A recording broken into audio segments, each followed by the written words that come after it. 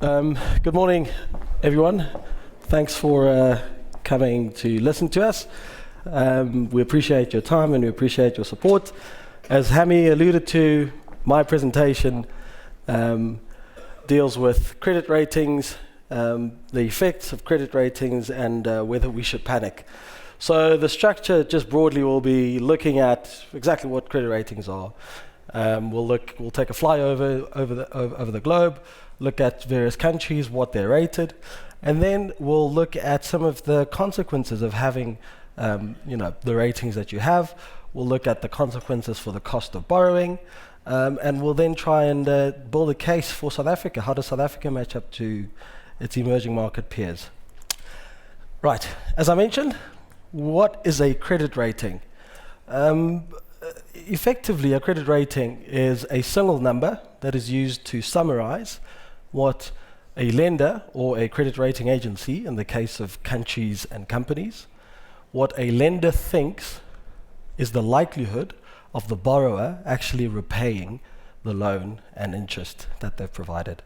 And they look at things such as debt to income ratio. They look at other factors that try and give you a sense of how likely it is that person or that borrower is to repay the loan. And all of these have to do with affordability.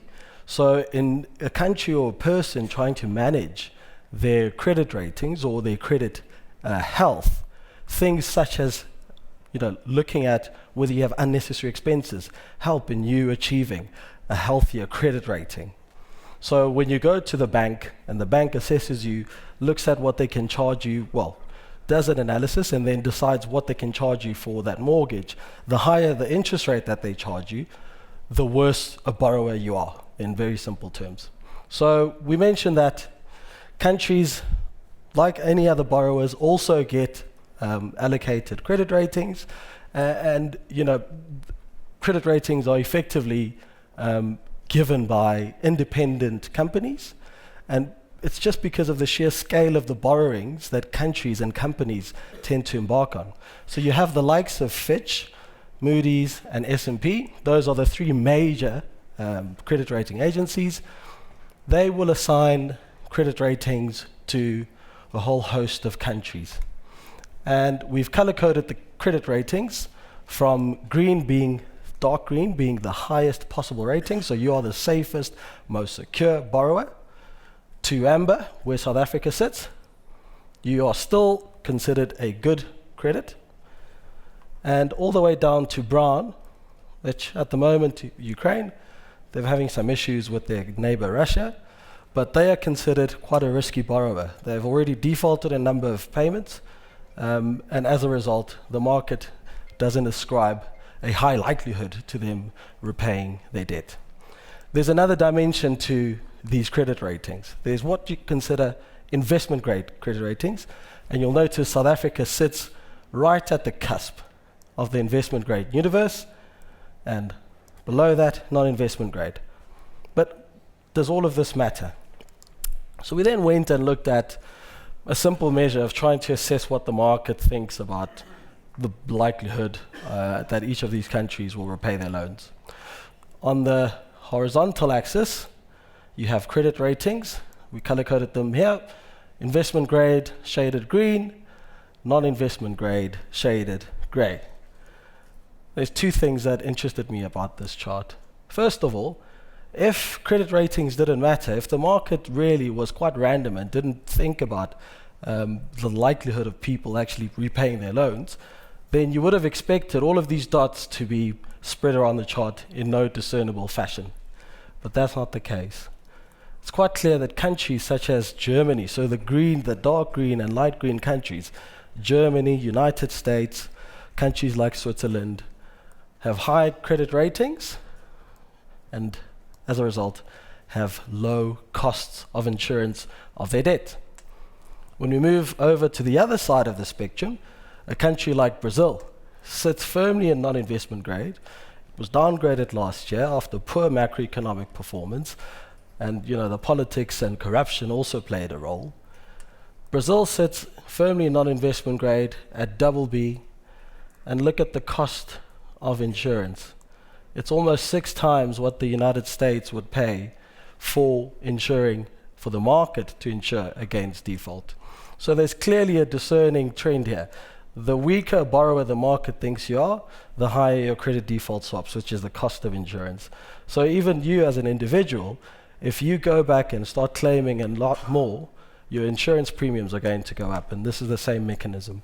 But the other thing that interested me about this chart, South Africa, once again, it sits right on the cusp. So like countries like Russia, Turkey, Bulgaria, and Romania, rated triple B minus, triple B or flat triple B.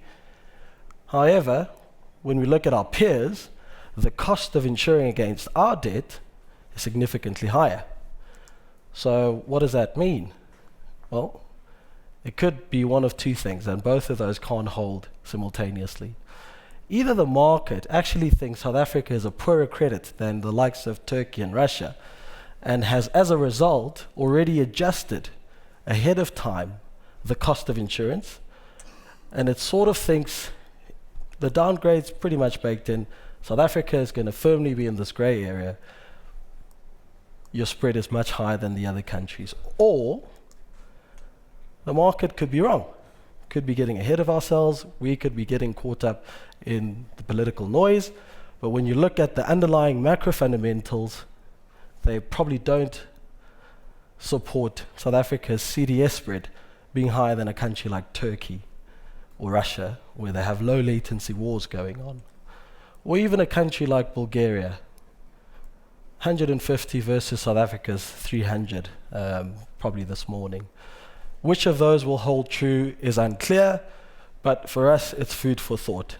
Then we went and looked at the actual cost of borrowing. So we looked at the price the market charges each of these countries to borrow for 10 years in the international market. And we looked at whether there was a discernible pattern once again with the credit rating that you get.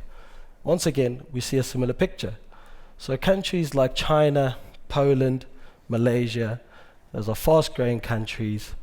They've managed to get a lot of their people out of poverty and into jobs, have high credit ratings.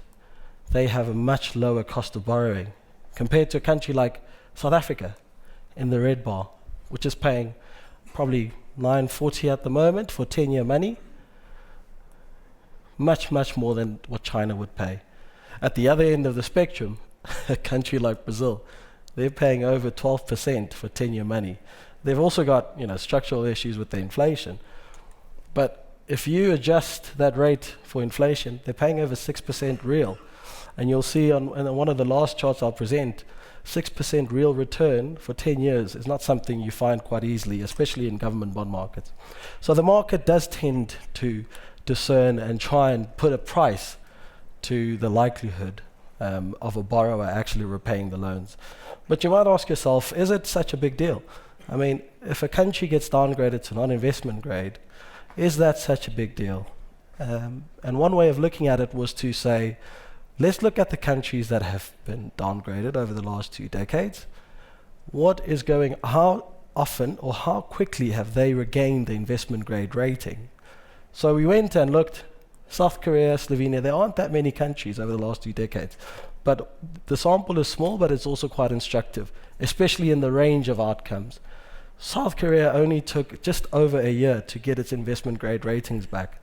And you'll see some of its macro performances were incredibly brisk. Their GDP fell dramatically very quickly and recovered very quickly after that. At the other end of the spectrum, you have a country like Turkey. I mean, that's a hang of a long time to try and recover your investment grade rating. The average is over 6 years. So do you want the situation where you're paying higher rates because you've just been downgraded to non-investment grade? Your cost of borrowing is a lot higher. That means the market's ability or the market's appetite to trade your bonds is much lower. And you'll see a bit later on, there are other macro adjustments that come with being downgraded to non-investment grade ratings. Do you want your country to go through that for 6 years? A country like South Africa simply can't afford that.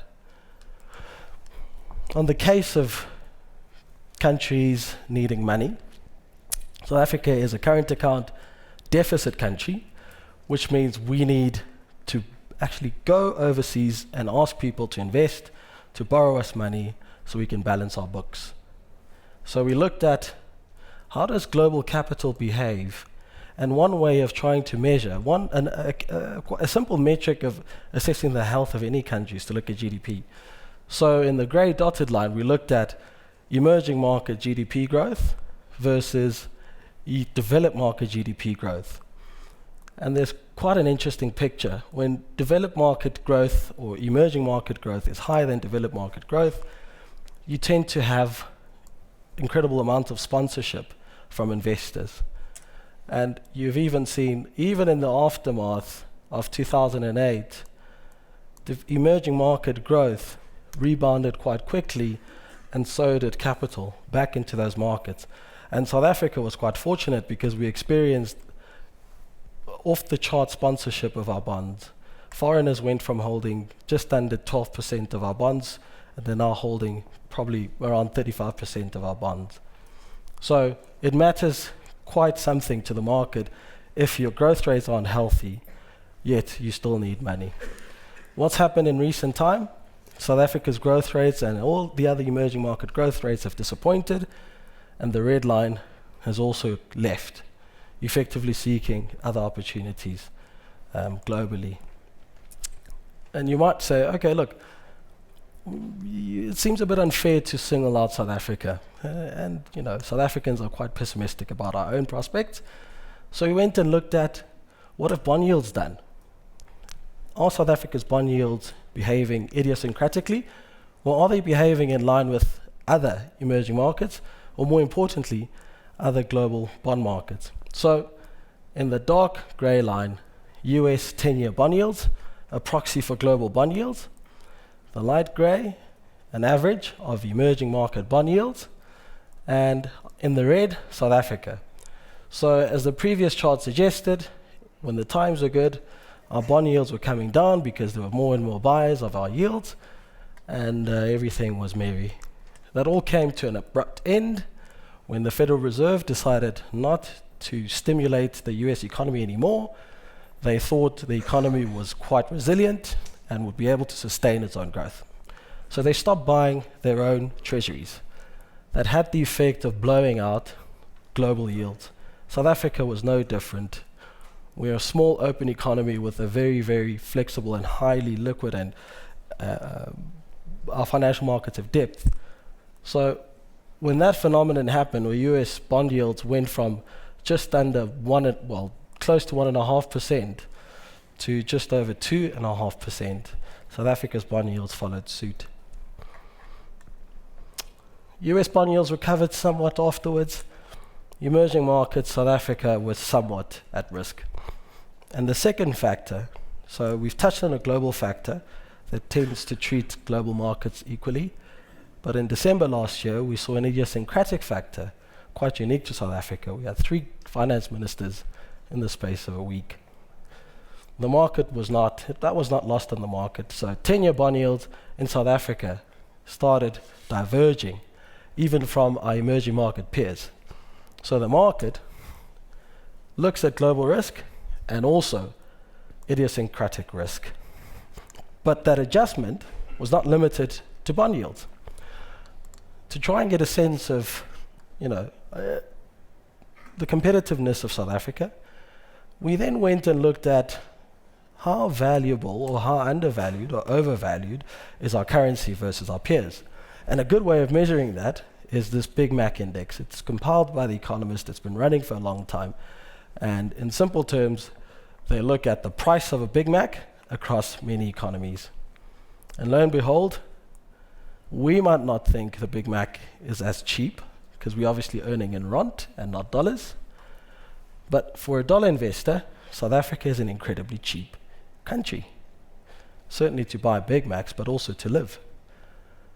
If you want to go to a country like Switzerland, where it costs over thrice the amount, it's a tall order. But there was also another interesting aspect to this as well, bringing it back to credit ratings. So countries that were in that amber category tend to have currencies that are cheap. And countries that are green, with the exception of China because they manipulate their currency, countries that are green tend to have strong currencies. So South Africa's rand, once again, if you look at it through the lens of credit ratings, it's quite cheap, but there's a reason for that. So we then went and looked at a number of other macroeconomic fundamentals or variables, and we looked at other market variables. And we took a sample of those countries that had experienced a downgrade. We looked at the performance of each of these variables 12 months before the rating downgrade. And here for South Africa, we've assumed, like some in the market, that the downgrade actually happens in June 2016, so on Friday. The grey bar is South Africa. The red bar is our emerging market peers. So on all of these measures, if South Africa was really headed for the wall, you'd expect the grey bar to be a lot worse. That's simply not the case. And this slide actually filled me with a little bit of hope. Yes, our government debt to GDP ratio has widened over the last year, as other emerging market countries. But if you look at the average of other countries that were going through a similar adjustment, it's less than a quarter. Our policy rates, so the other adjustment that you can make to try and crush consumption and bring about an adjustment in your economy, is to hike interest rates like they did in the late 90s. On average, when we compare that to our peers, South Africa isn't that bad. Current account is one aspect where we could do better, and we'll look at the next chart in a minute. Exchange rate, that is the only factor where South Africa's performance is a lot worse. So for us, we might hate the rand, but it's actually a godsend because it's done a lot of the adjustment for us. And I talked about flows. So even when we look at flows into emerging markets and we compare the flows that South Africa has received over the last 12 months, it's outperformed its peers quite handsomely. So that tells us perhaps we need to take a sober look at what's going on.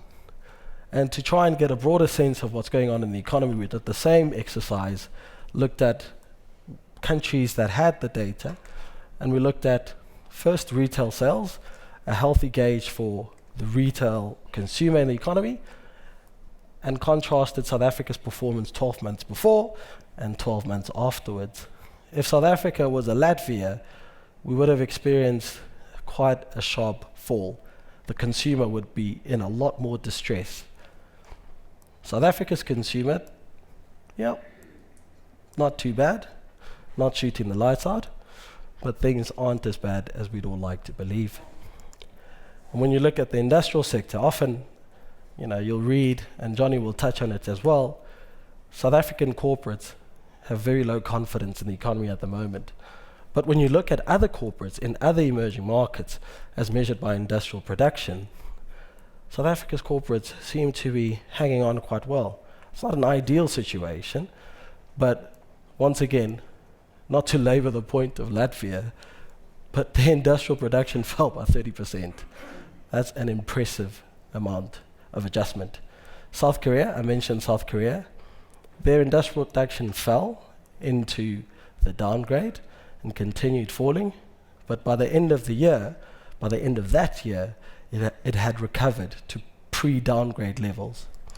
And CPI, quite an important measure, especially for South African consumers. Once again, CPI isn't doing as badly as we would all like to think. If South Africa's CPI was anywhere near this average CPI adjustment, we'd already be seeing double-digit CPI prints. So things aren't that bad, I would suggest. I mentioned the current account. So there are two ways to effectively correct your current account. You either crush imports or you grow your exports. A country like Turkey has taken the adjustment through the former. This for us is an adjustment, yes, at a headline number, but it's not the whole story. So the orange dotted line are Turkey's real imports, and they have fallen quite dramatically over the last 2 years. Their exports have done absolutely nothing. So when you look at their current account numbers, they have come down, but if you look under the hood, it's probably not a sustainable dynamic. South Africa, on the other hand, also quite a late bloomer. I mean, our currency has been weak for a hang of a long time, and the adjustment has taken a long time to actually take root, but we are seeing tentative signs of an adjustment.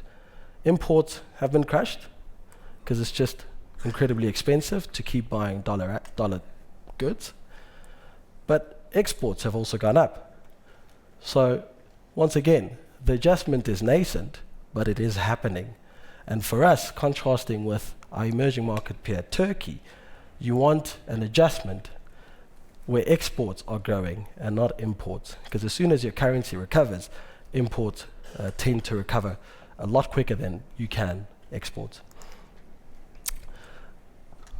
Talking about all of these macroeconomic factors, it's often quite easy to forget about what market variables tell you. So we did the same exercise, and those of you who were at last year's conference might remember this chart. We looked at whether bond yields tend to peak before or after a downgrade, and contrasted that with emerging market countries. So South Africa's performance, I mean, you could argue the reverse case, that South Africa actually hasn't adjusted as much and the adjustment is coming. But it's quite a brave case to make when all the other countries that we have observed, their bond yields tend to peak into the downgrade, and after the downgrade, tend to rally. So if South Africa gets downgraded, is it impossible to think perhaps yields have already topped out? I'll leave that with you because I can't tell the future. And when we look at currency response, similar dynamic. So South Africa's currency has taken the adjustment as we've seen, but like all the other countries. So South Africa is not particularly strange in this dynamic. And 12 months after downgrade, you typically get a market reaction of recovery. So what can be done? This is a simple word cloud from the IMF's latest recommendation to South Africa, and we basically went and counted the frequency of these words. Things that they recommend should be done. Improve things like infrastructure, things like south-to-south cooperation. So regional integration is quite important. Structural reforms, address vulnerabilities in your marketplace. And if you don't do this, what are the consequences? One of the leading investment banks, Deutsche Bank, puts together this index. They call it a structural index. They look at various macroeconomic fundamentals and try and gauge whether a country is improving or actually retarding. So we went and looked between 2007 and 2014. Those countries that embarked on structural changes reaped, in a very superficial way, a GDP dividend. So they started growing a lot faster. Countries like South Africa, on this measure, have actually gone backwards. We haven't embarked on any structural changes, and it's no surprise that our GDP, our growth rates, and the performance of our economy has deteriorated and disappointed over the last few years. Now, to close off, it's not all doom and gloom.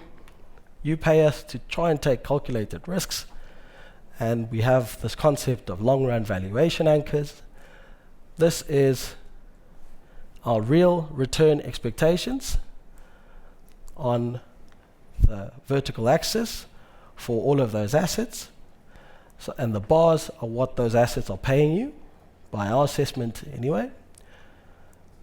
The purple dot is what we would consider fair value in this current regime. And I'm not sure what color that is, I'll call it a brown. The brown bar is what these assets have paid you over the last 114 years in real space. So South African government bonds have paid you around 2% real. What are you getting paid at the moment? You're getting paid close to 3% real. So that's an extra percent of return for taking risks on the economy. I mean, we're not suggesting South Africa is not in trouble, but for us, when we try and find opportunities to invest, this picture fills us with a little bit of comfort. So that's why in some of our portfolios, we are quite overweight bonds, because you're getting paid for the risk. Whether you're getting paid enough for the risks is a value judgment. And when we look at global assets, it's quite rare to find government bonds paying you as much as ours do, obviously with the exception of Brazil. Thank you for your attention, and I will hand over to Johnny Lambridis, who will take you through capital seeking the highest return.